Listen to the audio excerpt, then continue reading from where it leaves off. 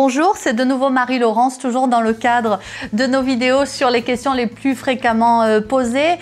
Une des questions qui revient généralement lorsque l'on rencontre les élèves et les parents, c'est la question du logement. Et je dois dire que je les comprends parce que c'est une question qui est très importante. Alors ce qu'il faut savoir et ce qui est rassurant, c'est que pour tous nos séjours, les logements sont toujours proposés. Souvent j'ai des candidats qui viennent me voir en me disant « je rêverais d'aller faire des études à l'étranger, mais j'ai pas de famille à l'étranger ». Donc c'est pas nécessaire puisque nous avons des correspondants sur place qui ont sélectionné les logements qui vont avec votre programme d'études. Alors les différents types de logements, c'est assez simple.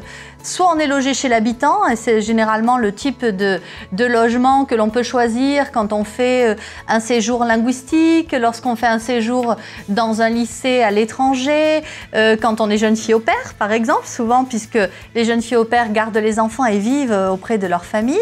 Il y a également les résidences étudiantes. Alors les résidences étudiantes peuvent être proposées comme une option de logement aussi pour les élèves qui vont en université. Ça peut être soit des logements qui sont sur le campus universitaire, ça peut être également des logements que nous on va appeler hors campus, qui sont des résidences étudiantes, ou la famille d'accueil bien sûr peut être une option, c'est celle que j'avais choisie quand j'ai fait mes études aux États-Unis. Il y a également bien sûr les appartements, donc vous le verrez dans votre dossier d'inscription sur les programmes universitaires, vous retrouverez ces différents types de logements.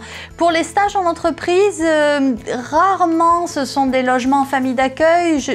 Généralement pour les stages, ce sont plutôt des résidences qui sont proposées en fait avec votre stage en entreprise. Je dois dire que tous les types de logements sont bien, ça va dépendre également de la destination vers laquelle vous allez voyager. ISPA va vous conseiller. Nous, lorsqu'on accompagne les groupes, on dort dans les mêmes résidences que les élèves, donc on les connaît bien. Je sais par expérience que le logement est très important. Écoutez nos conseils, nous vous guiderons.